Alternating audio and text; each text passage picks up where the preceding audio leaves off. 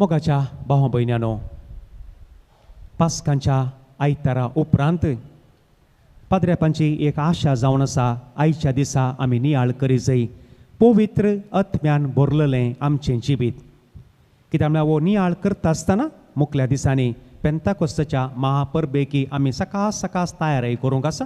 देखून तांणी म्हाका दिसता जायतें चिंतून पवित्र आत्म्यान भरलेलें आमचें जिवीत जाय. पवित्र स्नानांत आमकां सगळ्यांकी पवित्र आत्मो दिला, पूण खालें करचें.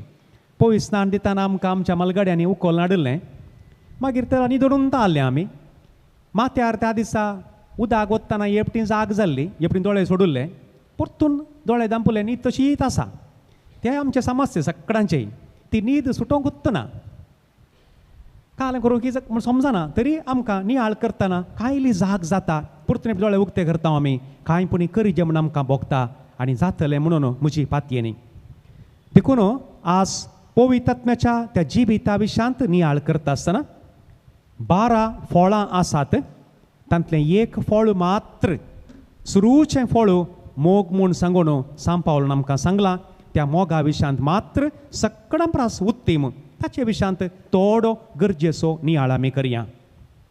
देखून आज मोगा विशांत उलयता आसतना मोग एक भाशान न्ही, मोग भाशान न्ही, मोग एक सोल्युशन. आमच्या सर्व समस्यांक एक परिहार जायचे. देखून खाली एक खालें आज बरें जालें मोगा विशांत बारी बरें आयकलें आज, मागीर खालें जालें, कांय जावना म्हणून मागीर कांय जावना ना. देखून मोग भाशान न्ही, देखून भाशान आयकल्ले बरी आमी आयकोवचें नाका. देवाच्या उतराच्या प्रेरणान कितें पुणी आमचें थंय जाय. देखून मोग एक कविता न्ही, जायत्यो कविता कितें बूक बरयल्यात मोगा विशांत, पूण ताणें मोग करून जावंक पुरो, ताणें कविता बरयल्यात. थोडे तेंपा आदी हांगात मंगळुरांत एका व्हडल्या इस्कालांत तांदळा विशांत सगळें वरसतांनी भुरग्यांनी विचार विनिमय केल्ल्यो प्रबंध बरयल्ले तांदळा विशांत. मागीर निमाण्या दिसा तांकां प्रायजां दिवंक 800 वयर भुरगीं आसच्या एका इस्कालांत प्रायजां दिवची सेरेमनी. म्हजो एकलो सांगाती याजकाक चीफ गेस्ट जावन आपयल्लो. आतां हाणें चिंतलें खंय सगळें वरस आनी तांदळा विशांत झरयलां, कितलीं पुरा आर्टिकल्सां बरोवन नोटीस बोर्डा पुरा घाल्यान हांकां आतां आज खालें भाशण दिवचें. मागीर हाका एक आयडियाच्या मोतीन भुरग्यांक विचारूंक हांगा तुकोडी वेळांतच भुरग्यांनो तुमचे पैकी तांदळाचीं झाडां कितल्या जाणांनी पळयल्यांत म्हूण सांग विचारलें खंय. तांदळाचीं झाडां 800 जाणां भुरग्यां मदें कांय एक 4-5 जाणांनी मात्र हात वयर घालो खंय, बाकीच्यांक गोत्तूच ना. तांदूळ खंय जाता म्हण गोत्तू ना.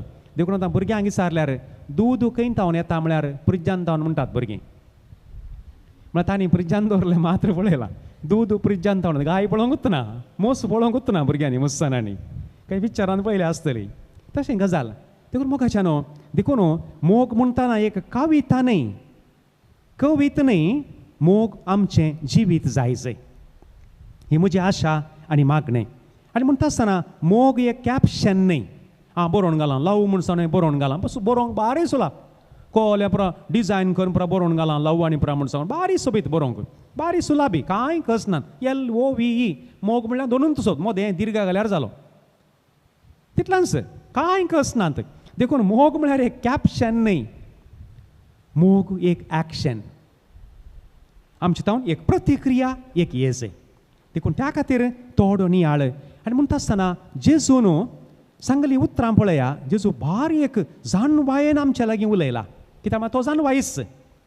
जसो हांवें तुमचो मोग केलो तसो तुमी म्हजो मोग करा म्हूण ताणें सांगूंकूच ना. थोड्या संदर्भांनी सांगला, त्या संदर्भाक सरी जावन. पूण जुवांवच्या 15व्या अध्यायांत वळ 12, जुवांवच्या 15व्या अध्यायांत वळ 12 जेजू कितें म्हणटा, जसो हांवें तुमचो मोग केला तसो तुमी आनी एकल्याचो करा. देखून हांव जेजूचो मोग करता, हालेलुया प्रेज द लॉर्ड सगळो दिसा म्हणल्यार कोडले जेजूचो मोग करता म्हूण तो आशे येयना. जसो हांवें तुमचो केला तासो आमी सगळ्या संवसारांत कोणें मोग करना जाल्यार तो देवच. ताका कोणें प्रेज द लॉर्ड म्हणना जाल्यार तो देवच. ताची ओडवी कांय वाडना आनी ताचें ओडपोनी कांय चडना. जसो हांवें तुमचो मोग केला तशें तुमी आनी एकल्याचो मोग करा. तितलेंच हे सत आमी समजल्ल्या वेळार कितें पुणी आमचें तें उणेपण आसा सारकें करून घेजे म्हूण बोगता.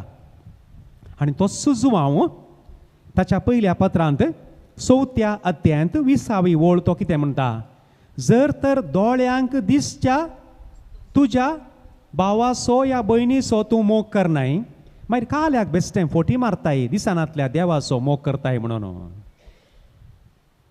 जुवांव कांय भिरांत ना सांगूंक, देखून उतरां स्पश्ट. तुका दिसता त्या तुज्या आंटीचो अंकलाचो तूं मोग करनाय, तुज्या शेजाराच्या मेरी बायेचो तूं मोग करनाय, मागीर मोरये मायेच्या इमाजी मुखार रावन माये तुजो मोग करता म्हणून कित्याक किस दिताय? फोटी मारताय न्ही तूं, डोंगी न्ही, नाटाक न्ही वो. त्या मेरी बायच्या तोंडाक आज म्हणशें तुवें पळोवनाय, देगेची मेरी बाय म्हळ्यार बें दिसता ती कांय पळयल्यार कांय विसारता कोण ना. पुता आज जेवना हांव, पुता म्हाका तेगे आंगवण जाता ती म्हणटा, म्हणल्यार कुठलें कांय काम सोडता आमचें, देखून तिच्या तोंडाकच तें पळोवंक ना. फोटी न्ही ह्यो आमच्यो, ड्रामा न्ही बाकी सक्कडी तर. देखून पळय जेजून कितें सांगलां, जशें हांवें तुमचो मोग केला तुमी आनी एकल्याचो कांय तरी मोग करा. दोळ्यांक दिसच्या तुज्या भावाचो भयणीचो अंकलाचो आंटीचो तूं मोग करनाय जाल्यार दोळ्यांक दिसानांतल्या त्या देवाचो मोग करता म्हणून कित्याक फोटी मारताय? देखून इल्लेशें आज आमकां इल्लें दूख आजे आज. बेश्टे साकरीच्यो गुळी खावन येवच्यो, कांय फायदो जायना नोडपटी. बरें आहलें म्हणून. देखून आज आमी विचारूंक ही प्रसावालां मागीर येतात. देखून जुवांवच्या त्याच 15व्या अध्यायांत निमाणें परतून जेजू दुसरे पोटी म्हणून ते आसा, एकामेकाचो मोग करा. तितलेंच. देखून त्या मोगा विशयांत हें कशें साध्य जातलें भाव भयण्यानो? हें मोग करचें उलोवंक भारी सुलाब, म्हाका हांगा शर्मावन दिवंक भारी सुलाब, कांय कसनात. इल्लें वाचचें बरें बरोवचें पळोवचें तयार करचें आनी उलोवचें. पूण तेंच कांय 1% प्रॅक्टीस करूंक तितलें सुलाब ना. तांतू कश्टोचें हर एकल्यान आमचें कश्ट तेच. उलोवंक कांय समस्या ना. कितलेंय उलयत, मायक एक आसल्यार जालो, कितलेंय उलयत. मायक नाल्यार मात कोणी उलयना, बॉबूच ना. मायक बंद जाल्यार कुठले बॉब बंद जाता, मायक घालून मात बॉब घालची. देखून हें भारी सुलाब मोगाचें न्हू, पूण जिवोवचें तितलें सुलाब ना. तर कशें साध्य जातलें? एक वाक्य पवित्र पुस्तकांतलें तुमी आज विसरूंक नजो. जुवांवचो 6वो अध्याय ओळ 63. जॉन 6:63. हें एक वाक्य तुमी सदांय उडास दवरचें बरें. पवित्र आत्म्याचें जिवीत म्हणटा आसतना हें एक वाक्य उडास दवरीचें. कितें तें म्हणटा? कूड कित्याकी उपकारना, जीव दिवचो आत्म्यान. जर तर आमचें तें ती फळां दिसानान जाल्यार ताचो अर्थ आत्मो ना. खाली कूड मात्र. आनी कूड कित्याक उपकारना? कूड मातयेक सारें जावन वेता, तितलेंच. देखून आतां मुखार आमी येता आसतना हें थोडें तिके गुंडायेन वसा जाय. आज म्हजें जिवीत कशें आसा? म्हज्या जिवितांत तें मोग म्हणलें तें फळ आसा गी? ह्या बेश्टे एक ड्रामा मात्र म्हजो. जावं दितो याजक या धर्मीक भयण काजारी या औंकवारी कोणी ती जावं दित, म्हज्या जिणयेंत मोग म्हणली संगत आसा गी. देखून पळया, 7 देणी देवान आमकां दिल्यान, आमी कांय करूंक ना. ती कित्याक दिल्यांत? ती आमच्या बऱ्यापणा पासत. आमी एक पयसो ताका दिवना. देवान धराळ तरान धर्मार्थ दिल्यांत आमच्या वाडावळी पासत. स्पश्ट. 7 देणी म्हज्या आनी तुज्या वाडावळी पासत दिल्यान. आनी एक 8 विशेष आत्मीक देणी दिल्यान.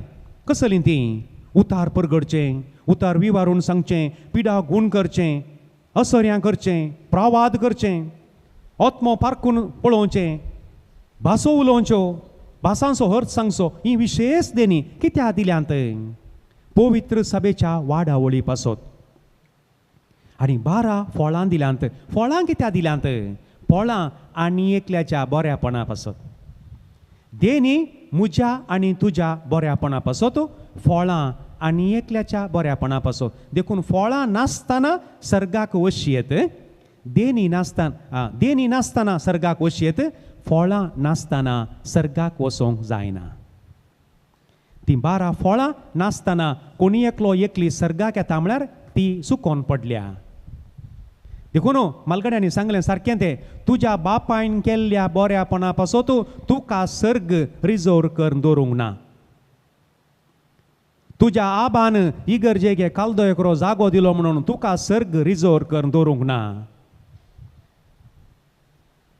तुज्या मायन बारी बरें दान धर्म केला म्हणून तुका पुता या दुवे तुका सर्ग बसावंक ना. तुवें ती फळां उत्पत्त करी जाय, हांवें ती फळां उत्पत्त करी जाय. देखून कोण एकलो ह्या जाग जाला म्हणून तो सर्गाक येता म्हूण चिंतल्यार सूख जाल्या. कोण एकलो हांगा नोवेनाक आयलो, आराधनाक आयलो, मागणें केलें, मीस केलें, बऱ्या तरा भेटलें मीस म्हणल्यार कुडलें हांव सर्गाक गेली म्हळ्यार सूख जाली. फळां नासतना कोणूच सर्गाक वचना आनी हें तुमच्या भुरग्यांक दांबून दांबून सांगूंक जाय. सगळ्यांनी जिवीत बदलचें तवळ मात्र पुता तुजें जिवीत फळांनी भरलेलें जावं दी. खाली पानां आसल्यार रुखाक कोणी फातोर मारिना, खाल्याक तो रूख सावळी दिता, ऑक्सिजन दिता, पूण फळां नात.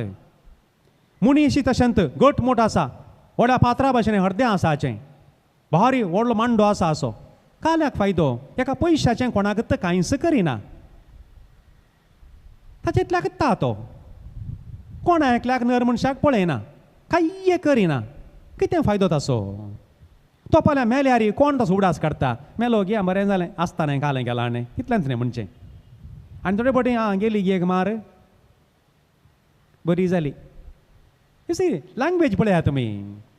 देखून खालें पुणी ही फळां म्हणटा आसतना पयलें फळ तें 12 फळांत. देखून हांव बारी सोबीत आसां, हांव बारी ग्रेस्त आसां, म्हाका बारी जानवाय आसा, म्हज्या लागीं मस्तो आसा. तें तुळव्या भाशेन ती एक सांगणी आसा, बैत्ता मुट्टेड नाई कुलदुंड म्हणून. बातेनाच्या कुड्यार सुणें बसलां म्हणून. आयकलां आसतलें तुमी. सुणें बात्यान खायना, एकल्याक खावंकी सोडिना, आनी सुणें बसल्यार तें बात्यान खावंकी जायना, बात्यान घाण येता, गोरवां खायनात मागीर. देखून पळया मालगड्याची सांगणी, बैत्ता मुट्टेड नाई कुलदुंड. अशें उलयतना पोर एकलो म्हणालो, प्रायेन म्हज्या प्रासी ल्हान, बारी जाण वयाचे मनीस आहात म्हाका आमच्या तो म्हणालो, तो सदारण सुण्याच्या वंटयेंत दूद आहले बरी खंय. सांगणी पळय त्या फाटल्यान भारी राजांव आसा, सुण्याच्या वंटयेंत दूद आहले बरी, आमकां खावंक जाता तें, इतलें आसूंक पुरो. दूद काय म्हशीच्या गायच्या बोकडेच्या वंटयेंत आसल्यार मात कावयेत, सुण्याच्या वंटयेंत दूद आमकां खावंक जाता, जायना न्ही. तेन्ना पळया बातेनाच्या कुड्यार सुण्या बसला म्हणून. देखून बारी आसूंक पुरो व्हडलें व्हडलें, कासाक फायदो ना, कितें फायदो. तें बातेनाच्या कुड्यार सुणें बसलें बरीत, बातेनाकी गाण, सुणें ही खायना, बाकीच्या खावंकी सोडना. एक गाय आयला धांवडायता, परतून बसता बातेनाचेर. तशेंत मोगाच्या न्हू. देखून सुण्याच्या वंटयेंत दूद आल्यार काय सुण्याच्या बिलांक मात उपकारा पडत, बाकीच्या उपकारा पडना. मनशांक खावंक जायना तें. देखून बारी ह्यो संगती आमी आतां उडास दवरून घरा येता आसतना परतून परतून तुमी विचारचे तुमकां, हांव कसो मनीस. आतां बातेनाच्या कुड्यार बसल्या सुन्या बरी गी, तुमी विचारचे तुमकांच, या म्हजी गजाल कशी, सुण्याच्या वंटयान दूद आहले बरी गी, कोणाक म्हणी कांय उपकारा पडात गी. हें विचारतना तुमकां जाप मेळटा, कोण्या सांगाचें म्हणून ना, तुमी सांगून भोंवचें म्हणून ना, मेळटा तुमकां जाप. म्हणटा आसतना त्या 12 फळां पैकी एक मात्र आमी पळोवया आतां. मागीर मिसा वेळार तांतलें आनी एक फळ उदारपण, तें आयच्या वांजेलाक सरी जावन एक मुठवो नियाळ. मागीर निमाणें सक्रामेंत दवरून विश्वासीपण. आज तिनूच संगती नियाळ करच्यो. आतां मोगा विशांत एक नियाळ करचो. मागीर मिसा वेळार आज थंयसर आमकां वांजेला आसा 5 उंडे आनी 2 मासल्यांनी 5000 लोकांक वाडयल्लें. तें उदारपण आमी इल्लें नियाळया. मागीर मागीर निमाणें सोमया तुमचो आमचो असरो, तुमचो आमची भद्रती, तुमचो आमचें कोटें, इल्लें विश्वासीपण सोमया तुजेर मात आमची पातयेनी. मागीर घरा वचें. घरा वचून कितें म्हणी एक जायचें, जातलें म्हणलें म्हजी पातयेनी जाताच. म्हणटा आसतना कितें मोगाचें न्हू. मोगा विशांत नियाळ करता आसतना कितें आमी नियाळ करचो. आज मोगा विशांत कितलीं कंतारां आसात. आज आमी गायलेलें तें कंतार अपुर्बायेचें कंतार. भगवंत हप्त्यांत निमाण्या ब्रेस्तरान तें कंतार गायतात. हांवें तुमचो मोग केलो तसो तुमी मोग करा. हर एका काजारा वेळार एक कंतार म्हणटा निमाणें मोग तो निंगे कंतार मात्र. मागीर खाल जालां गोत्तू ना बेस्टे तरे पडी बोमारचें. अर्थ करून काडल्यार मात तो असो अर्थ तांकां समजता म्हणटाना मोगाच्या न्हू कितें मोग म्हूण सांगल्यार पोर एक ल्हानशें गणीत हांवें आयकलें तें अशें आसा की बस्सार एका कुशीन 2 सिटी उडपी प्रायाच्या बस्सार एका कुशीन 2 सिटी एका कुशीन 3 सिटी आहात त्या 3 सिटीचेर 2 जाणां बसल्यान खंय एकली ती कशें जाणटी जन्लाच्या देगेन बसल्या मागीर मोदें एकली तरणाटी सोबीत एकली चली बसल्या खंय तिसलें म्हणटना आनी एकली आयली खंय ती कशें मालगडी 2-3 व्हडल्यो व्हडल्यो पोटल्यो कांगोण आयली खंय येवन एक पांया कडेन दवरली दिसता आनी 2-3 उस्क्यार पुरा दवरल्यो बस चल्लें चलतना तांतली एक व्हडली पोटली त्या मोद्या आसल्या चलयेच्या उस्क्यार म्हणसरी पावल्या खंय ओगेता खंय ती कांय उलयना खंय तिसल्यान बसुल्ली एक डिस्टर्ब जालें आसता ती म्हणटा खंय तिका तिके सांगूनच जाय तुका त्यो पोटल्यो तिके सकयल दवर म्हूण सांगून या वयर दवर म्हूण सांगूनच जाय देखून ही मोद्या आसली चली तरणाटी बारी शांत स्वभावान रावन म्हणाली खंय आमी सांगाता पयन करचें बारी मोटवें मुखल्या स्टॉपार म्हाका देवोंका आमी सांगाता पयन करचें बारी मोटवें मुखल्या स्टॉपार देवोंक आसा हें सत मोगाचें न्हू हांगा कोण सगळीं खाजार जाल्लीं आसात हांगा तुमचे पैकी तुमच्या 2 जाणां पैकी एकल्याक पयलें वचोंका मागीर राक्काल्याक न्ही तुमचे पैकी एकल्याक पयलें वचोंका विगारा आनी काजीतोरा मदें एकल्याक पयलें वचोंका ट्रान्सफर एकत्र ट्रान्सफर नाल्यार फुल्ल ट्रान्सफर साध्या कोणाक कितेंय जावंक साध्या आमी सांगाता पयन करचें बारी मोटवें त्या भयणीची जानवाय पळया ओ मोग देखून आमी खाल जिंचे ना आमकां खांडापटे पयन करूंक आनी 100 वर्सां 200 वर्सां वाचोवंका देखून खांडापटे राग आनी पुरो करचो नाकार राग उलयल्या उतरांक आंगार पडचें सापचें कांय ना आतां तुमी आज घरा येताना घरा आसलीं जिवंत आहात की म्हूण गोत्तू ना ह्या 3 राखतात तीं दनपारां आतां माय येतली पेजांनी पुरा करून दवर माय येता म्हणलें तिका गोत्तू ना कितेंय जावंक साध्य आसा आमी सांगाता पयन करचें बारी मोटवें हें समजल्ल्या वेळार ऑटोमॅटीक आमचें जिवीत मोगाचें जाता राग करून कांय फायदो ना मोग म्हळ्यार तस्सो मोगाचें न्हू मोग म्हळ्यार तस्सो हांगा सोत्सो कुडयाळ सोदतो एकलो भाव मस्त बरें काम पुरा करता मागीर म्हजो बरो इश्ट खंय एक मार्गार पडले एका मनशाक आनी उखल येलो उखल व्हरून ताका कांय हुशार नासलो ताका आस्पत्रे पुरा एडमिटान पुरा केलो घरच्यांनी मार्गार घाल्लो हाका तितल्या म्हणटा खबर मेळ्ळी दिसता एकल्या पुताक येवन हाका सरसरीत गाळी खंय तूं कोण या म्हज्या बापायक पळोवंक तो आसोवन दिया पडोवन दिया तो मार्गार मरोवन दिया तो म्हणसो खांडापटे गाळी दिल्या ताका आनी शाबीत हांवें आयकलें खंय आयकून जावन मागीर थोड्या दिसा उपरांत मागीर तो सरलो आसता सरल्या कुडले आस्पत्रे घेवन व्हरून गेल्यान खंय व्हरून वचोनी मोरना दिसा कितें पेनेजरी खंय कितें श्रद्धांजली लागल्या की 8-10 जाण पाद्र्या बी आहात खंय मोरनाक सगळ्यांक आपयला कितें हा पुरबायाचीं उतरां खंय नाटाक न्ही वो तूं कोण या म्हज्या बापायक पळोवंक तो पडोवन दिया मार्गार वचोवन दिया तुका कित्याक या म्हणून गाळी दिवन गेल्लो मनीस मेल्ल्या कुडले वोवन व्हरून ताची दाज असल्या संवसारा पुरा सांगून सगळ्या इगर्जेंत लोक भरून करण नाटाक न्ही तर मोग खंय आहा मोगाच्या न्हू तसलें सदांय जाता म्हणून न्ही तसलीं घडीताय आसात न्ही खंय आहा मोग तर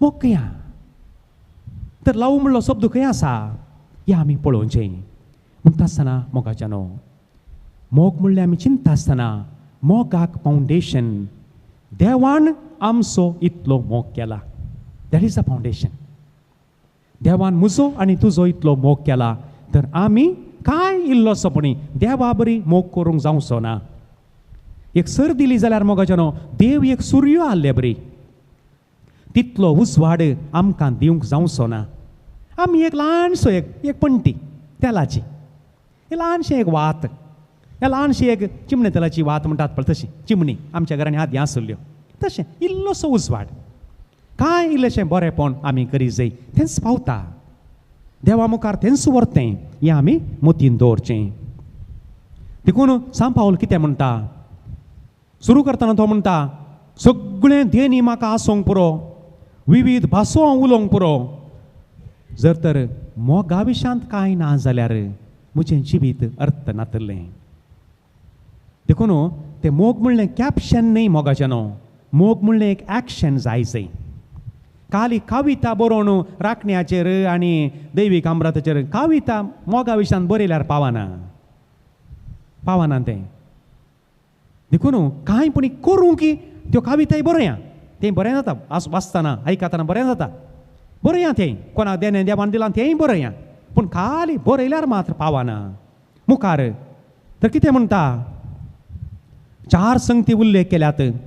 मनशांच्या आनी देवदूतांच्या भासांनी हांव उलयन जाल्यार प्रवाद करचें ह्या गुपित संगती मुखार कितें जावचें आसा म्हणलें म्हाका समजात जाल्यार पुर्वत एकडसो कान आनी एक कडेन वर्सो भावार्थ म्हाका आसात जाल्यार आस्तबोदीक म्हजे हांवें दान धर्म केल्यार म्हजी कूड सैती उलपांक दिवन तो गोबर हांवें जडांक घाल्यार जर तर मोग ना सांग पावल सुरू करता तशें मोग जर तर ना जाल्यार कांयच फायदो ना.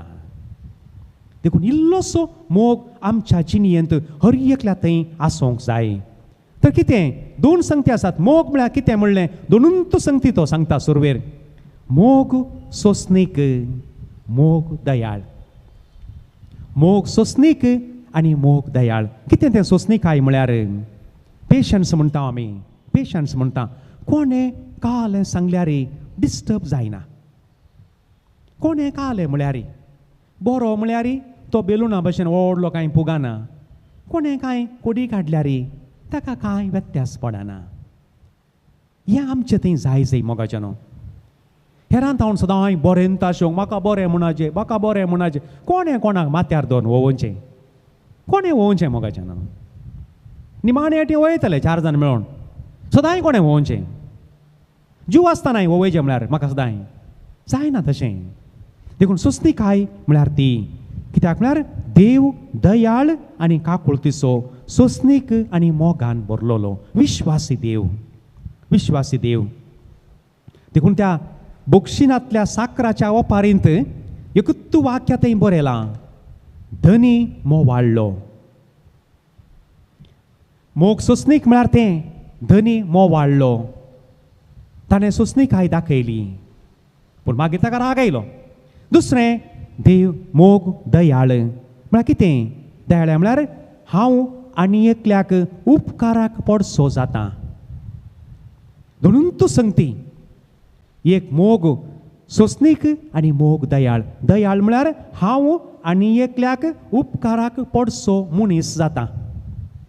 मोगाचें एक सत्त तुमकां तिसारा तुमी कितल्या जाणांक उपकाराक पडची मनशां जाल्यात. कितल्या जाणांक जावनांत म्हूण हांव सांगना पूण विचारयाने आमी विचारयाने हांव कितल्या जाणांक उपकाराक पडसो एक मनीस जाला. म्हजे तावन कोणाक पूण कांय उपकार जाला गे, जाला जाल्यार कितलो जाला, कितलें करिये तें आसलें न्ही गे, कित्याक जायना, कितलें जावये तें आसलें. म्हजीच कंत म्हजीच बेजाराय ह्या 2 तासां शिवाय हांव म्हजे वरवीं कित्याक आनी एकल्याक बरेंपण जायना.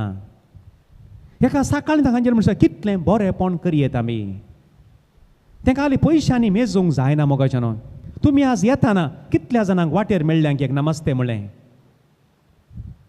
कोणा एक 4 जाणांक नमस्ते म्हणलें गे तुमी. थोडे जाणां मोण्या देंवसारा भशेन धरणीक तोंड घालून आयल्यात आसतल्यात. एक नमस्ते म्हळ्यार खालें वेता तुमचें, काल उकलो ओडता आमकां.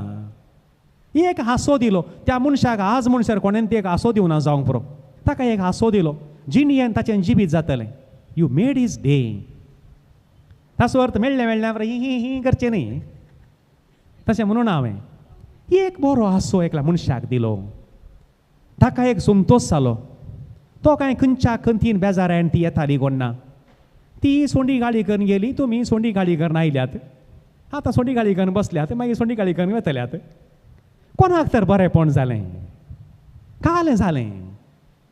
हें आमी विचारूंक जाय. मोग म्हणटना ह्यो संगती बारीक गरजेच्यो. आनी दुसऱ्या भागाक येतना तो कितें म्हणटा, मोग आसल्यार हें सगळें करिना म्हणटा. मोग कितें म्हूण सांगलां, मोग सोंसणीक आनी दयाळ 2 संगती. आतां मोग कितें करिना तें पळोवया. एक 8 संगती आसात, पुरो तातूंत आसात. 9वें म्हणलें कांय ना. कितें मोग मोसोर करिना. मोग मोसोर करिना. मोगाच्यानो सगळ्यो खोबरो जावच्यो पुरा मोसरा वरवीं. तुज्यात भुरग्या विशांत कित्याक तूं खोबरो करनाय? तुज्या दुवे विशांत, तुज्या पुता विशांत कित्याक खोबरो करनाय? तो पियोन मोतीर ना जाल्यार ना बा आमचो खंय वर्साक एक पटींग आई एक तेंबो पियेता. कित्याक पटी कित्याक लिपयताय? आनी एकल्याच्या विशांत कित्याक थाळो पिंदून सांगचें? खोबरो न्ही, मोसोर. मोसोर मोगाच्यानो. एका मनशान बरें जाल्लें जावंक पळोवंक जायना. मोग आसल्यार मोसोर ना. तोय जावं दी, बरो जावं दी. म्हज्या प्रास तोया ती बरी जावं दी. तांची भुरगीं वचूं दीत परगांवाक, बऱ्यांतल्यो बऱ्यो सैरिक्यो लाबोवन दीत, तांच्या भुरग्यांक रँक मेळोवन दी. बरें आशेता आमी. कित्याक मोसोर? देखून मोग आसल्यार मोसोर ना. मोसोर आसले कडेन मोग ना आनी थंयसर देवाचो आत्मो ना. आत्मो ना. देखून आज आमी विचारी जाय कशें म्हजें जिवीत. आनी एकल्यान कांय एक गळ्यांत एक नवी चेन घाल्ली पळयतना म्हाका कितें भोगता? तांची भुरगीं गलपात जावन आयलीं, तांगेर एक कार हाडलां, कशें भोगता म्हाका? कितें भोगता? हे विचारी जाय मोगाच्यान. क्रिस्तांव जिवीत म्हळ्यार आमी दिसान दीस कांय पण थोडीं सवालां विचारी जाय. देखून मोग मोसोर करिना. दुसरें, मोग व्हडपण चिंतिना, आपणाचीच बाडाय उलयना. कोणसो मनीस आपणाच्या विशांत उलयता गी तो बाजी सुमार. तुज्या विशांत आनी एकल्यान उलय जाय. कांयलें बरें, वायट न्ही. तुज्या विशांत आनी एकल्यान उलय जाय. तो बरो मनीस, ती बरी मनीस म्हणून आनी एकल्यान सांगा जाय. तुवें सांगची गरज ना. तुवें कांय करूं नाय व्हडलें. तुवें कांय करूं नाय. तुवें केल्लें कांय ना व्हडलें विशेश. कितें केलां जाल्यार देवान दिल्लें कांय दिलां दितलेंच. देखून व्हडपण उलोवचे विशय ना मोगाच्यानो. व्हडपण उलोवची विशयच ना. कांय व्हडपण उलोवचें? कांयच ना. देखून मोग आसले कडेन व्हडपण म्हणलें ना. तिसरें, मोग हंकारान बरो ना. हंकार म्हणलो ना. सादेपण, कालतेपण मोगाच्यानो. साद्या मनशां भशेन तुवें तुज्या विशांत म्हाका आदीं कितें बरो जातालें जालां, आतांय जाता कोण ना. मावळ्याक मान दिवना, पानपड उदकान तें वाटे कडेन गेटी कडेन दिवना म्हणून जेविनासतना मुंडास पापून जेविनासतना वचोना तें. आतां जाल्यार एक घालूंक घात पेंगटाक. एका काळार कितें बरो नाटक केला. म्हाका मर्याद दिवना. ती कसरी दवरल्यो, तिगे किडयाऱ्यो जाल्यो दवरल्यो, कसरी ल्हान दवरल्यो. कितें पुरा खोलें पुरा जालां. आतां कॅर करनातले वरवीं कांय व्हडलें कांय उलयना जाता. नाल्यार आतांय उलयतीत. थोडे कडेन आतांय आसा खंय. मावळ्याक मान दिवना, बापल्याक मान दिवना, ताका मुने दिवना, हाका भांक दिवना म्हूण सांगून कालें व्हडपण, कालें हांकार उलोवचो मोगाच्यान. कालें आसा, कांय ना. देखून मोग आसले कडेन हंकार ना. मोग मर्यादेविने चलना. मोग आसले कडेन आपणाची मर्याद सांबाळटा आनी एकल्याची मर्यादी सांबाळटा. आमकां जबाबदारी आसा एकामेकाची मर्याद सांबाळूंक आनी एकल्याची मर्याद सांबाळूंक आमकां जबाबदारी आसा मोगाच्यानो. मोग ना जाल्यार मर्याद काडची आमी. मोग आसल्यार मर्याद दिता हांव. पांचवें, स्वंत आदाय सोदिना. मोग स्वंत आदाय सोदिना. जर तर एका गांवांत एक मनीस अगर्भ श्रीमंत जालो जाल्यार ताणें हेरांचें सोरलां खंय. सादारण ग्रेस्त काय आसा जे सगळ्यां कडेन. एकलो मनीस मस्तू ग्रेस्त जातना ताणें बाकीच्यांकी ग्रेस्त करी जाय. मोगाच्यान उडास दवरा. तुवें मेहनत करन, तुवें वयर ये जाय. एक बारीक बरी मॅसेज म्हाका थोडी जाणां बारीक बरे मॅसेज धाडटात. बरी गजाल तांकां सांगलां गरज ना नाकात म्हूण सांगून बरें धाडटात. तो म्हणटा तुवें तुज्या जिणयेंत मेहनत करन, वावंट काडन 20 माळये तितल्या बिल्डिंगाच्या वयर वचचें. मुखार दिसता आमकां व्हडलें बिल्डींग, तितल्या वयर वचचें.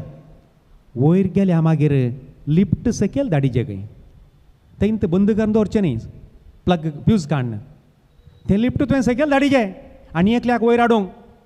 तुजो पूत गलपाक गेलो, बरें काम आहा ताका, गांवच्या आनी 4 जाणांक ताणें व्हरिचें. तुजो पूत बेंगलोर गेलो कांय खबर नासतना सोर्यांत गांवाक येवन सोर्यां वेचें न्ही ना बाबा थंय बेंगलोर तुका एक काम आसा थोडे 4 दीस म्हज्या घरा म्हणी राव तूं तुका एक काम मेळटा म्हणशे तुज्या पांयांनी उबें राव सांगा तुमच्या भुरग्यांक खबर नासतना कोणाक कळीत नासतना वळख नासतना खंय खंय मरचें न्ही उडास दवरिचें तूं वयर वच 20 माळये दितल्याक वच 100 माळये दितल्याक वच वयर लिफ्ट सकयल धाड आनी एकल्याक वयर व्हर हें स्वंत फायदो पळोवचो न्ही आनी एकल्यान बरें जायचें म्हज्या शेजारच्यांनी बरें जायचें असली चिंत नासल्यार मात मोगाचें न्हू मोगा विशयांत उलयत देखून मोग म्हणल्यार कुठले खाली 4 अक्षरां घालून LOV म्हणून कलराचें अक्षरां घालून बरयले कुठले मोग जायना तो मोग जायना तें खाली कॅप्शन जर तर आज म्हणशे तुमी तुमच्या भुरग्यांक सांगो ना पुता धुवे आनी एकल्याक वयर काड आज सांगा घरा वचून नाल्यार पुता तुवें जल्मोन फायदो ना जल्मोन फायदो ना सांगा तांकां मोगाचें न्हू एका बुकार वाचलें म्हाका मेळ्ळें महात्मा गांधीजीच्या आवयन चिरको 9 वर्सांचो आसतना चिरक्याक सांगलें खंय पुता तुज्या जिणयेंत तुवें कोणा एकल्याक पुणी बरें केलें जाल्यार तूं म्हाका पूत जावन जल्माल्लो आनी मनीस जावन जल्माल्लें सार्थक म्हाका पूत जावन आनी मनीस जावन जल्माल्लें सार्थक मोगाच्या वडिलांनो आमच्या पैकी थोड्यांक देवान जायतीं बेसांवां दिल्यात आमच्या भुरग्यांक मस्त वयर काडलां सांगा तांकां पुता धुवे खाय पुणी बरें कर पुता देखून स्वंत आदाय न्ही स्वंत आदाय न्ही मोग रागार जायना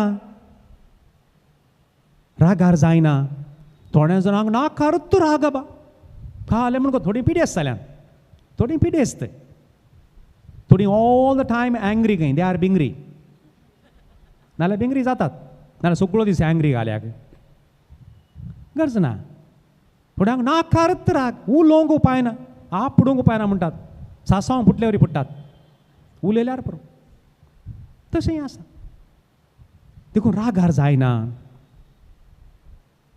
आपकार मनान दवरिना अनुपकारपण दाखयना ते मालगड्यांनी म्हणलें पळय ताका एक सायबा कंडेची शेळ सुकता म्हूण शेर मात म्हूण सांगून आयकलां तुमी हां म्हळ्यार कंडी तिके मोव जावंक उदकान बुडोवन मंड्या दवरतालें सारें काडटना या कुली हाडटना सोप हाडटना कांटे परत तपतात म्हणून पवले दपानात ती मोव जाता मंड्या दवरले थोड्या वेळान सुकता देखून मालगड्यांनी म्हणलें ताका एक बरेंपण केल्यार सायबा कंडेची शीळ सुकल्या बरी घडये भितर विसरोन येता कांय ना मागीर कितलें दिल्यार उडासत ना कितलें दिल्यार ना उडासत ना अनुपकारी कितलें देवान आमकां दिलें हेरां मरिपात कितलें मेळ्ळें आमकां उपकारी म्हूण दाखयचें न्ही अनुपकारपण कशें दाखोवचें आनी 8वें अन्याय पळोवन संतोश पावना कोणाकी बरें जालें जाल्यार पळोवन संतोश पावता देखून मोगाची ही लक्षणां मोसोर करिना वडपण उलयना हंकारान बराना मर्यादेविने चलना स्वंत आदाय पळयना रागार जायना अनुपकारी जायना अन्याय पळोवन संतोश पावना तर कितें करता मोग असले कडेन कितें जाता तें पळोवया आतां एक 4 संगती आहात थंयसर सत जिखल्लें पळोवन संतोश पावता आनी एकल्याक बरें जालें सत जिखलें संतोश पावता भारी गरजेचें मोगाचें न्हू निती खातीर झुजतात थोडीं सत जिखलें पळोवन संतोश पावतात सगळें सोसून व्हरता कितेंय चड उणें जालें सोसून व्हरता जेरेमिया प्रवादी आमकां एक उदाहरण सगळें सोसून व्हेलें जेरेमिया प्रवाद्यान दुसरें सगळें सतमंता देवा तूं आसाय मोग असले कडेन भिरांत ना गावचें न्ही ना देवा तूं आसाय बरवसता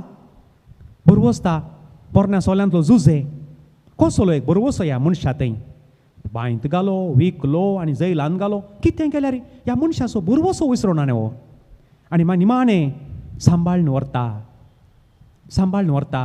नव्या सोल्यांतलो झुजे सांज झुजे सगळें सांबाळून व्हेलें मोरयेक आपा किर्त हाडूंक नाका कायलें चड उणें जालें सांबाळून व्हरचें मोगाच्या न्हू ह्यो संगती आमी मोतीन दवरता आसतना कितें मोगा विशांत 4 संगतींनी ग्रीक भाशेंत तांणी विवरण दिलां. आमच्या कोंकणी भाशेंत मोगाक बाकीचे शब्द आसात की म्हाका गुत्तू ना. मोग मैपास आनी म्हणटा आमी, पूण कन्नडांत आसात. प्रिती, ममते, करुणे, वात्सल्य, प्रेमा. तमीळ भाशेंत आसात, मल्याळी भाशेंत आसात. आमच्या कोंकणींत आसूंक पुरो विभिंगड शब्द. त्या हर एका शब्दाक एकत न्ही तो. ममते आनी करुणे एकत न्ही, प्रिती आनी वात्सल्य एकत न्ही, प्रेमा आनी प्रिती एकत न्ही, दुसरें दुसरें. ग्रीक भाशेंत तशेंच तांणी सांगलां 4 शब्द आहात मोगा विशयान. पयलें तो म्हणटा, एक शब्द यूज करतात, हिरोज खंय हिरोज. एक तरणाटो सोलो आनी चली, पॅशनेट लव. मागीर थोडे फावटी मोग उरता, थोडे फावटी घाल जाता म्हण गोत्तू ना. कितें पुरो जाता मागीर. येस, तरणाट्या एका चल्या चलये असो मोग खंय हिरोज. इश्टा मदलो एक मोग म्हूण आसा खंय फिलिया. थोडे फावटी बेस्ट फ्रेंड, थोडे फावटी वर्स्ट फ्रेंड जातात मागीर. कांय थोडे मेळाजे म्हणून तो फ्रेंड जातात, मेळ्ळ्या कुडले मागीर एनिमी जातात. फिलिया खंय. मागीर तिसरें एक नांव दिलां स्टोर्गे खंय. आवय बापय आनी भुरग्यां मदलो मोग. आवय बापय आनी भुरग्यां मदलो मोग. तातूंत एक भारी विशेश गजाल आसा. आवयो आनी बापय भुरगीं ल्हान आसतना भुरग्यां विशयान कोडी काडनात न्ही. भुरगीं ल्हान आसतना जावं दी आवय जावं दी बापय कोडी काडिना. कित्याक म्हळ्यार तांणी दिवचें मात्र, ती कांय आशेनात. भुरगीं व्हड जाल्या उपरांत ती कोडी काडटात न्ही. कित्याक? कारण सिंपल, भुरगीं व्हड जाल्ल्या कुडले आवय बापय तांचे तावन आशेतात. केन्ना आशेवंक सुरू केलें की आशेल्ल्याक निशेल्ल्यांत मेळ्ळें म्हणलें म्हालगड्यांनी पटी न्हय त्यो. म्हज्या धुवेन म्हाका करूना, म्हज्या सुनेन म्हाका पळोवना, पूत म्हाका पयशे दिना, जावंय म्हाका कांय दिना, मागीर कोडीत कोडी न्ही. ताचो अर्थ तांतूय स्वार्थ आसा. देखून हे ग्रीकांक भारी जाणवाय आहली. देखून तरणाट्या चल्या चलयेच्या मोगांत बारी एक मोगूत आसा म्हूण पातयो न्हू, सुकोवन पडचें नाका. कोण एकलो म्हणटा, हात धਰਨ बोवल न्ही एकत काजार जावनात खंय, नाल्यार काजार जायनात खंय. सगळो दीस पार्कांत हात धरून बोवल न्ही एकत काजार जावनात खंय, नाल्यार काजार जायनात खंय. काजार जाल्ली हात धरून भोवनात खंय.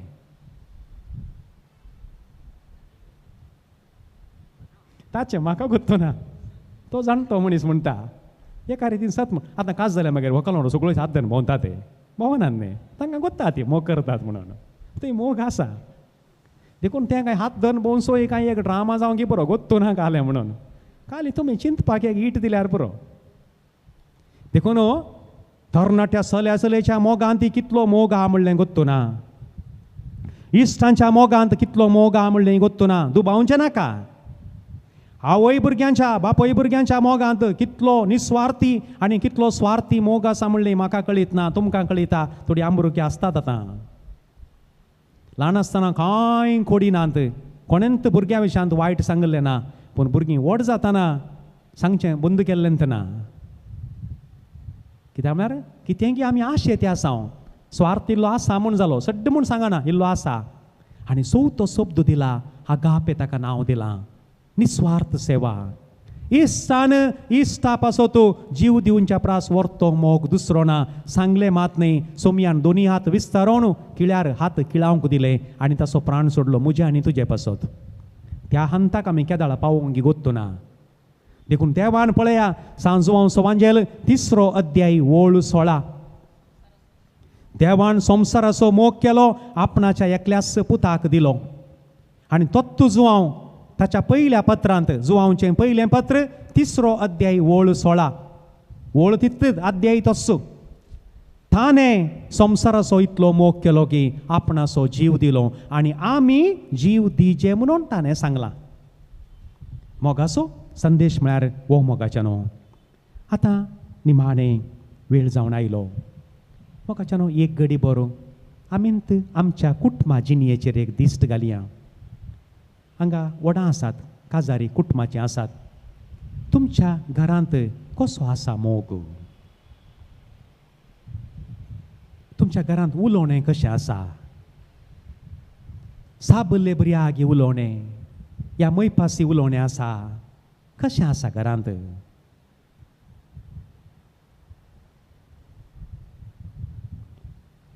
बारी मैपासान गेल्ले बरी, बरें आंगाक अंदार भांगार घालन बऱ्यांतल्या एका वाहनाचेर आनी लग्गी बसुल्या कुडले सक्कडी बरें आसा म्हूण सांगूंक जायना, पाड म्हूण सांगूंक जायना. आमच्या घरांत उलोवणें कशें आसा? उकले न्हवऱ्या मोदें, विगार काजितोरा मोदें, एका कम्युनिटीन जाल्यार सुपिरियर आनी बाकीच्या सांद्या मोदें उलोवणें कशें आसा? उलोवणें बरें आसा गी? मैपासी आसा गी? या साबुल्लें बरी आसा? घरांत भुरग्यां मोदें उलोवणें कशें आसा? जर तर भावा भयणीचें काजार जावन तीं पयस आसात, कांय अप्रूपणी फोनाचेर उलयतात गी. तुमच्या घरा बरें फाल्यां जाल्यार तीं येतात गी. तांकां आपयतात गी तुमी. तांच्या घरा आपयनासतना तुमी वेतात गी. मोगाचीं लक्षणां मोगाचीं देखून हें दीस इज द पॅरामिटर. दुदान कशी डिग्री घालून पळयतात, कितलें उदक कितलें दूद घे म्हणून. हें तुमी सवालान तुमच्या कुटुंबाक एक डिग्री घालून पळोवचें. तुज्या घरांत तूं तुज्या पतीने लागीं कशें उलयताय? साबोंक येताय गी? खंय एक दिसा कांय इल्लेशें जेवण इल्लेशें मीठ चड जालें, इल्ली मिरसांग उणी जाली, या कांय इल्लें करपालें एका कुशीन, तुजो स्वभाव कसो आसा? कसो आसा? तो डॉक्टर APJ अब्दुल कलाम ताच्या नांवाक तें एट्रिब्यूट केलां, ताचें गी म्हणलें गुत्तू ना. एक दीस दुबळें कुटाम तें. एक दीस सकाळीं घालें ब्रेकफास्टच्या वेळार तिने पतीनेन डॉक्टर अब्दुल कलामाच्या बापायन आवयन घालें ब्रेड घालें बाजुल्लो खंय एक कूस करपाल दिसता. मागीर हाच्या बापायन ती केल्या कुरू करून केल्या हाणें करपाली. मागीर हाणें विचारलें दिसता बापाय कडेन, बापा तुका ती करपाली म्हूण कळोवं ना ती एका कुशीन करी जाल्ली न्ही. ना म्हाका करपाली म्हळ्यार बारीक कुशी म्हणालो खंय. मागीर हाणें विचारलें दिसता सकाळच, बापा तशें कित्याक म्हळें तुवें? ना पुता, ती करपाल्ली बाकरी हांवें केल्यार हांव कांय मरचो ना, पूण ती करपाल्या म्हूण सांगून हांव रागान उलयलो जाल्यार तिचें काळीज मरता म्हणालो खंय. या सती हें एक दीस मासली एक बाजली या सर्तीक बाजली या बाजोना कालें जाता मोगाचें न्हू, कांय जायना. कांय एक निस्त्यांत शितांत एक केस मेळ्ळो कालें जाता, कांय जायना. हॉटलांत कित्याक उलयनात? हॉटलांत तो केस मेळ्ळ्यार सगळो लेवोन सकयल दवरता, म्हळ्यार कास दिल्यात न्ही. घरा मात रे बोमारची, घरा मात कुंडल्यान सकयल घालचें. हॉटलांत गेल्यार पॅन कार्ड मोडूंक का तो, वो घरा येना त्या दिसा. एकात्त मारा पॅन कार्ड 2 कुडके करून घालूंक का तें हॉटलांत बॉब घाल्यार थंय घालना बॉब. धर्माची मनीस आसा म्हूण घरा बॉबारची. मोग आसल्यार तें जायना मोगाचें न्हू. मोग आसल्यार वकाल न्हवऱ्याचो मेंदू कांय ना. जावंक पुरोचें काम गेलां, कितें भलायकी पाड जाल्या, मेंदू खावची गरज ना. संगती बदलतात. कसलें चिंता पळया. ही करपाली बाकरी हें ब्रेड एक टोस्ट केली जाल्यार हांव मरचो ना, पूण एक कठीण उतार उरल्यार तिचें काळीज मरता पुता. ह्यो संगती आमी समजा जाय. शेजारा कशें आसा संबंद? उलोवणें आसा गी शेजारा? उलोवणें आसा गी? म्हणजे एका वळखीचें कुटाम आहा मोगाचें न्हू. मडकेरीन रावतात तीं. थोडे पडटी हांगा येतात, थोडे पडटी थंय आसतात. ती म्हणटात कांयत कंत ना, एक पेटो गोंकल्यार पुरो गे हेजारची पुरा पळयतात खंय कालें जालें गे म्हणून. तितल्या मैपासानात आनी हेजारची आसची पुरा ती क्रिस्तांवची नान थंय सड्ड. मैपास पळया तो. मोग आसा थंय, मोग आसा. ही तशेंत तांकां अप्रुपांगा इशिनांगा आपूण हाडून येतात तीं, आमच्या घरान रावयतात तीं. थोडे पडटी पिकनिकाक हांगा येतात. कसलें एक अप्रुपाय. आतां तुमी आज हांगा येता आसतना कितल्या जाणांनी शेजारच्या घरच्यांक सांगून आयल्यात, अक्का या न्ही ध्यानक पळोवन उरलें उंचूर तुले म्हणून सांगून आयल्यात. अक्का ह्यान बण्णाक उंचूर पोरतांड नाईक उंचूर तिनियरे पाडले म्हणून कोण सांगून आयल्यात. पेट्या तें बांदून घाला आसा. तुमी आतां फाटीं वचना जाल्यार पेटो उपाशी मो, पेटो मरता. मोगाचें न्हू शेजा मारा. आमचो संबंद कसो आहा. पूण बारीक कस्ता शेत सांबार इतलें सुलाब ना. बरो एकलो माणूस अशें म्हणालो उलयतना म्हणालो शेत सांबारा लेकाचें उलयल्यार मात्र जाता, कश्यांत म्हळ्यार पुरो, नुस्त्याक काले म्हण विचारल्यार पुरो आमकां नुस्तें करतात ते म्हणालो. तें आसा बारीक अस्ट, बारीक अस्ट. अमेरिकांत कोणें घालें गेल्यार आमकां पडोवन वचना. शेजारच्या मनशांनी एक बाईक हाडल्यार आमकां पळोवंक जायना न्ही, ताणें एक सायकल हाडल्यार आमकां पळोवंक जायना. इमिडियट जळटा भितर. मागीर कशें बरें उलोवचें. देखून हें तुमी विचारचें मोगाच्यान. मोगा विशांत मस्त उलयलें आमी. सगळें सोंपतलें, निमाणें सांपावलें म्हणटा, सगळें संपतलें, सगळें संपतलें. व्हडले व्हडले जाण वयाचे व्हडले व्हडले शर्माव दिल्ले विसरून वयतले. थाळो पिंदून दिल्ले शर्मा विसरून वयतले. पूण तुमच्या फिरगज्यान कोण एक जावंक पुरो प्रायस्त विगार या तरणाटो जावंक पुरो तुमच्या घरा कांय मरण जाल्ल्या वेळार धांवून आयिल्लो, तुमच्या सांगाता येवन बांकार बसलो थंय इल्लोसो वेळ, तें उरता न्ही गे. ताणें मै पास्ता केलो उरता. बाकी व्हडले व्हडले थाळो पिंदून दिल्ले शर्माव कोणा उडास उरतले. तशेंत तुमी आज हें परत जावन दनपारां घरा येतना कोणाकल्या गरजेवंताक कांय कुमोग केली जाल्यार ताच्या काळजांत तुमी उरतल्यात. तुमची फोटो ताचे कडेन आसची ना, ताच्या पॉकेटीन ताच्या घरा तुमची फोटो आसची ना, पूण ताच्या काळजांत तुजें रूपणें उरतलें. हांव जी भयमा इनी ध्यानूक पोदित्तेर बण्णाक इंक दादना कोर्दू पयर. तें सोड न्हू, ध्यान आनी पुरा जालें येताना एकल्या एक कोट घालून ताका गेल्यार जालें, मुख जालें. देखून मोगाच्या न्हू कांयपणी इल्लेशें बरें जायचंय. मोग म्हणटना निमाणे एक दोन संगती, निमाणे दोन संग. तुमकां थोड्यांक तें पिक्चर आयलां आसतलें, अशें सर्क्युलेट जावन आयलां आसतलें. एका चिरक्याक एका व्हीलचॅराचेर धाकट्या भुरग्यांक व्हरतात पळय, लोट लोटच्यो गाडयो आसतात न्ही. चिरक्याक बरें कोट आनी प्रगाला, शूज आनी प्रगाला, ल्हानसो चिरको, कांय 2 वर्सां जायत, उरेस तांगलो आसतलो. ताका त्या गाडयेचेर लोटून व्हरतात. ताका व्हरता आसतना मुखल्यान आनी एकल्याक मलगोडो प्रायसो मनीस ताका आनी तो खंय वॉकाक सांजेर खंय पार्काक गेसो, ताकाय कोट आनी प्रगाला, ताकाय शूज आनी घाल्यात. तोय गाडयेर येता लोटून व्हरच्या. आनी दोगी जाण सांगाता एकामेका मुखार मेळटात. दोगांयनी अशें वय चिरको ल्हान अशें हात बांदल्यात आनी ताणें हात बांदल्यात. दोगी एकामेका पळयतात आनी सकयल कॅप्शन दिलां, beginning and and is same. म्हाका विशेष भोगलें तें. आरंभ आनी अंत एकच. म्हजें चिंतप तितक्या मुखार गेलें. आरंभ आनी अंत एकच. ल्हान आसतना भुरग्यांक दिवचो नीसत, उतार प्रायज ताणें परतून दिवचो नीसत न्ही, पेज खावंक जायना. आरंभ आनी अंत एकच. ल्हानशांक ओमतें पडोवंक जायना, 9 म्हयने लागतात ओमतें पडोवंक. दवरले कडेन आसता शेणाच्या मुद्या बरी. परतून म्हातारी जाताना परतून तशेंत ओमतें उदारें कोणें एकल्यान लोळयचें. आरंभ आनी अंत एकच. हें समजल्यार मोगाचें न्हू, जिवीत मोगाचें करूंक थोडीं आसूंक सुरू जालीं आतां.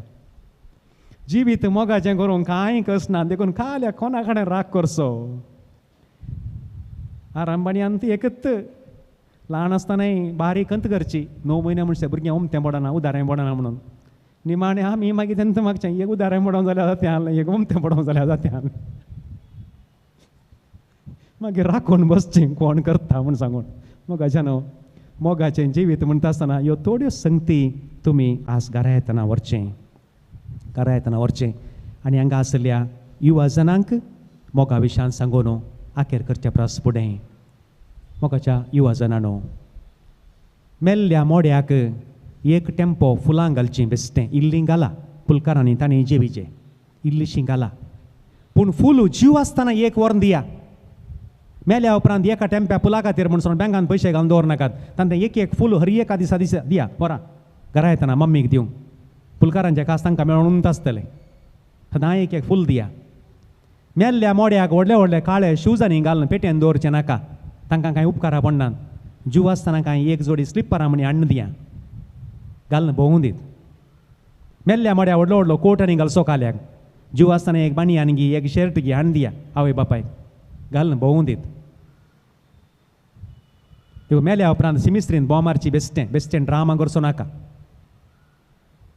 एक हप्तो बरी सेवा केल्ली मनशां मोगान पळयली मनशां कोणी मिस्त्रीन रडानात तांणी मागलें देवा एक बरें मोर्ण फावो कर म्हणून जिनियंत एक कांय सेवा करनातली आत तांणी मागीर परत मागीर रडच्या गंडा पडटें कोण एकलो भाव रडटालो खंय भयण सरल्या वेळार अहंकार भयण सरल्या वेळार एकलो पाद्र्याप सांगून आसतालो आनी कोण गो आमकां सारें वोंक म्हूण रडलो खंय मोगान न्ही आनी कोण आसा गो आमकां सारें वोंक म्हण ताचे कारणान वयलें सारें ताणें अहंकार न्ही सारें वोंक लायिल्लें आनी आतां कुलीच्या कामां आदारीचें न्ही धर्मा केल्लें काम ताणें देखून सक्कड रडणें मोग न्ही सक्कड रडणें मोग न्ही हें उडास आसूं दी आनी बरो मोग आली ती रडनात आनी एक मोगा विशयान उलयतना मोगाच्या न्हू एक उडास दवरी जाय आसतना तुमी हांगा आसल्या कोणीय बाकीच्यांक सांगा खंयच्याय कारणा खातीर रडचें न्ही आनी प्रत्येक जावन